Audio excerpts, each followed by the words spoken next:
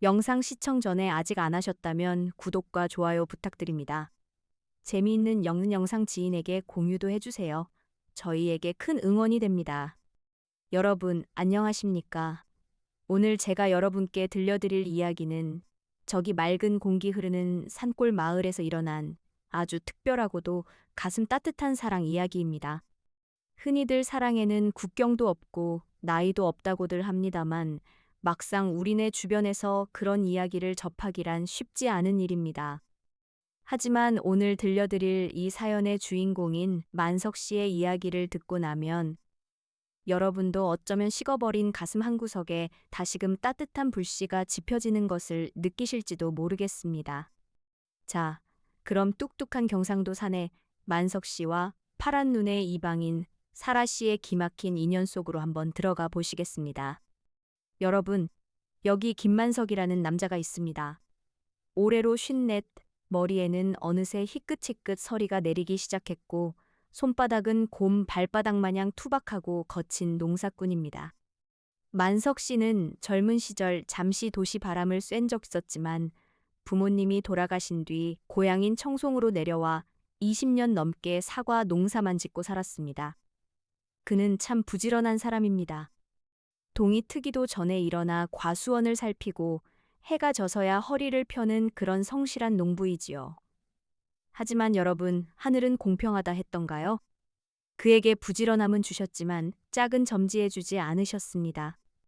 워낙 뚝뚝하고 말주변이 없는 탓에 혼기를 놓친 지 오래였고, 이제는 그저 사과나무들을 자식 삼아 늙은 진돗개 백구를 친구 삼아 사는 것이 익숙해진 남자였습니다. 어느 해, 유난히도 볕이 뜨거웠던 8월의 어느 여름날이었습니다. 만석 씨는 그날도 과수원에서 웃자랑 가지를 치느라 구슬땀을 흘리고 있었습니다. 매미 소리가 어찌나 요란한지 귀가 따가울 지경이었고, 덥기는 또 얼마나 더운지 숨이 턱턱 막히는 오후였습니다. 잠시 허리를 펴고 수건으로 땀을 훔치는데 저 멀리 과수원 입구 비포장도로에서 뽀얀 먼지를 일으키며 낯선 소형차 한 대가 덜컹거리며 들어오는 것이 보였습니다. 이 첩첩산 중에 웬 차고? 만석 씨가 의아해하며 바라보는데 차가 기우뚱하더니 푸석 하는 소리와 함께 멈춰서고 말았습니다. 바퀴가 펑크가 난 모양이었습니다. 만석 씨는 낯을 내려놓고 터벅터벅 그쪽으로 걸어갔습니다. 운전석 문이 열리고 누군가 내리는데 만석 씨는 그만 제자리에 얼어붙고 말았습니다. 차에서 내린 사람은 머리카락이 옥수수 수염처럼 노랗고 눈동자는 가을 하늘처럼 파란 서양 여자였기 때문입니다. 여러분, 상상해 보십시오. 평생 사과밭에서 흙만 파던 만석 씨 앞에 난생 처음 보는 외국 여자가 나타났으니 얼마나 당황스러웠겠습니까? 그녀의 이름은 사라였습니다. 나이는 40 중반쯤 되었을까. 배낭여행을 하며 한국의 시골 풍경을 사진에 담던 중 길을 잘못 들어 이곳까지 오게 된 것이었습니다. 사라 씨는 당황한 기색이 역력한 얼굴로 만석 씨에게 다가와 뭐라고 살라살라 말을 건넸습니다. 아마도 차가 고장났어요. 도와주세요 라는 말이었겠지만 만석 씨 귀에는 그저 외계어처럼 들릴 뿐이었습니다. 만석 씨는 뒷머리를 긁적이며 구수한 사투리로 대답했습니다. 아따, 뭔 말인지는 모르겠고 바퀴가 빵꾸가 났구만요. 말은 통하지 않았지만 상황은 뻔했습니다. 만석 씨는 말없이 창고로 가서 잭과 공구를 챙겨왔습니다. 땡볕 아래서 땀을 비오듯 흘리며 타이어를 교체하는 만석 씨를 보며 사라 씨는 어쩔 줄 몰라 하며 손수건으로 만석 씨의 등 뒤에서 부채질을 해주었습니다. 그 낯선 바람이 만석 씨에게는 참 묘하게 시원했습니다. 타이어 교체를 마치고 나니 만석 씨의 옷은 땀으로 흠뻑 젖어 있었습니다. 고맙다는 듯 연신 고개를 숙이며 땡큐, 땡큐를 외치는 사라 씨를 그냥 보내기가 못했던 만석 씨는 손짓 발짓을 섞어가며 원두막으로 그녀를 이끌었습니다. 시원한 지하수 한 사발과 텃밭에서 갓 딴 옥수수, 그리고 찐자를 내오면서 말입니다. 이거라도 좀 들고 가이소. 먼 길 가는데 배 고플 거 아이여.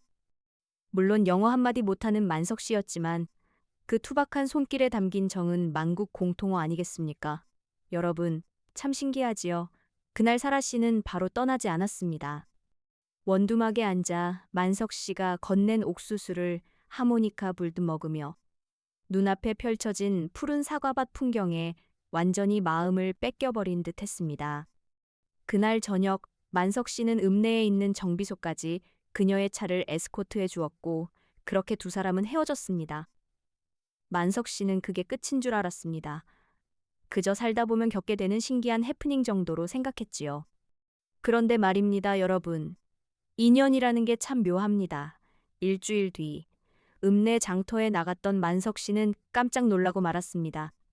그 파란 눈의 여자, 사라 씨가 다시 나타난 것입니다. 그녀는 스마트폰의 번역 앱을 켜서 만석 씨에게 보여주었습니다. 서툰 한국어 기계 음성이 흘러나왔습니다.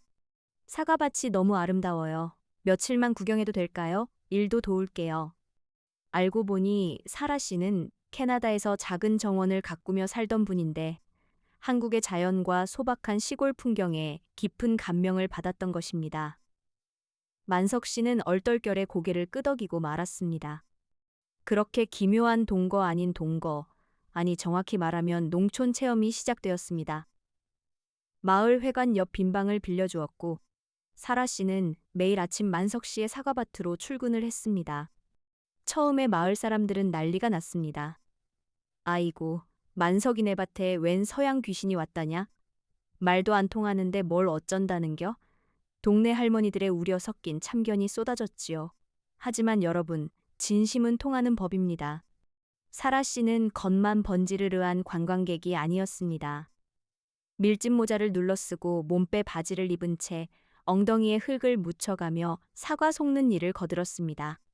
서툴러서 사과를 떨어뜨리기도 하고 엉뚱한 가지를 자르기도 했지만 땀 흘리며 웃는 그 얼굴이 어찌나 해맑은지 뚝뚝한 만석 씨의 입가에도 어느새 피식피식 웃음이 새어나오기 시작했습니다. 어느 가을 저녁이었습니다. 일을 마치고 마루에 걸터 앉아 만석 씨는 막걸리를, 사라 씨는 물을 마시며 밤하늘을 올려보고 있었습니다. 번역기를 사이에 두고 대화가 오갔습니다. 만석 씨는 외롭지 않나요? 사라 씨가 물었습니다. 만석 씨는 밤하늘의 별을 보며 천천히 대답했습니다. 나무가 있으니 안 외롭심더. 나무는 거짓말을 안 하니까요. 내가 정성을 쏟으면 그만큼 열매를 주지 않습니까? 그 투박한 대답을 번역기로 전해 들은 사라 씨의 눈가가 촉촉해졌습니다. 그녀 역시 고향에서 혼자 지내며 느꼈던 쓸쓸함, 그리고 도시의 복잡한 인간관계에 지쳐 이곳까지 오게 된 사연을 털어놓았습니다. 언어는 달랐지만 고독이라는 감정과 자연을 사랑하는 마음은 두 사람을 하나로 묶어주는 튼튼한 끈이 되었습니다. 여러분, 사랑은 벼락처럼 오기도 하지만 가랑비에 옷 젖듯이 스며드는 것이 더 무서운 법입니다. 계절이 바뀌어 찬바람이 불고 사과 수확이 끝날 무렵 사라 씨는 떠나야 할 시간이 되었습니다. 비자 문제도 있고 고향 정리도 해야 했으니까요. 그녀가 떠나던 날 만석 씨는 읍내 버스 터미널까지 배웅을 나갔습니다. 평소 같으면 짤 가이소하고 쿨하게 돌아섰을 만석 씨였지만 그날따라 발길이 떨어지질 않았습니다. 버스 창가에 앉아 손을 흔드는 사라 씨를 보며 만석 씨는 가슴 한구석이 텅 비어버린 듯한 구멍을 느꼈습니다. 그녀가 떠난 뒤 만석 씨의 겨울은 유난히 길고 추웠습니다. 사과밭은 앙상한 가지만 남았고 빈 원두막은 을씨년스러웠습니다. 마을 할머니들이 만석아, 그 외국 처자 생각나나? 하고 놀려대도 만석 씨는 화도 내지 않고 그저 먼 산만 바라볼 뿐이었습니다. 밥을 먹어도 모래알 같고 잠을 자도 꿈자리가 뒤숭숭했습니다. 그게 바로 상사병 아니겠습니까, 여러분? 그러던 어느 날, 봄 기운이 아지랑이처럼 피어오르던 4월이었습니다.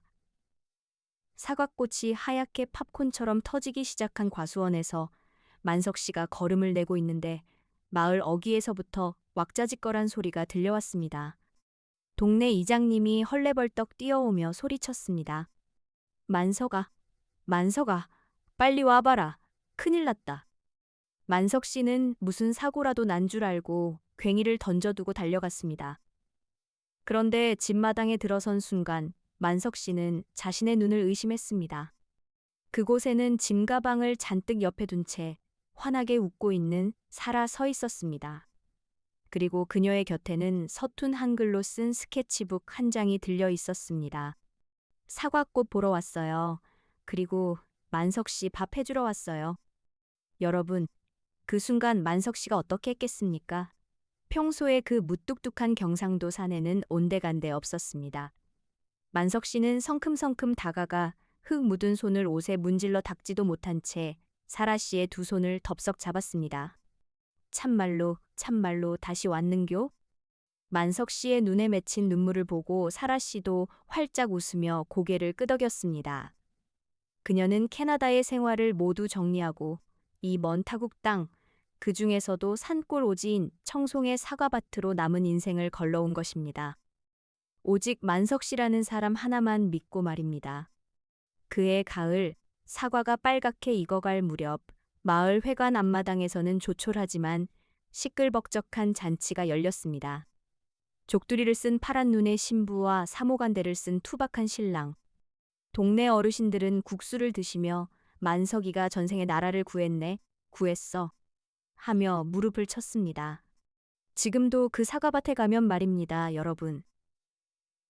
아직도 한국말은 서툴러서 밥 묵었어에? 하고 이상한 사투리를 쓰는 파란 눈의 안주인과 그런 아내를 보며 꿀 떨어지는 눈빛을 보내는 만석 씨를 만날 수 있습니다. 만석 씨는 이제 사과 농사보다 아내에게 한국말 가르쳐주는 일이 더 힘들다고 투덜대지만 그 얼굴에는 세상 그 누구보다 행복한 미소가 걸려 있습니다. 여러분, 이야기는 여기까지입니다. 어떻습니까? 지구 반대편에서 날아온 사랑이 우리네 붉은 사과밭에 뿌리를 내렸다는 이 이야기가요. 늦게 만난 만큼, 그리고 서로 다른 만큼 두 사람은 매 순간을 더 소중히 여기며 살아고 있습니다. 우리네 인생도 그렇지 않을까요? 너무 늦은 때란 없습니다.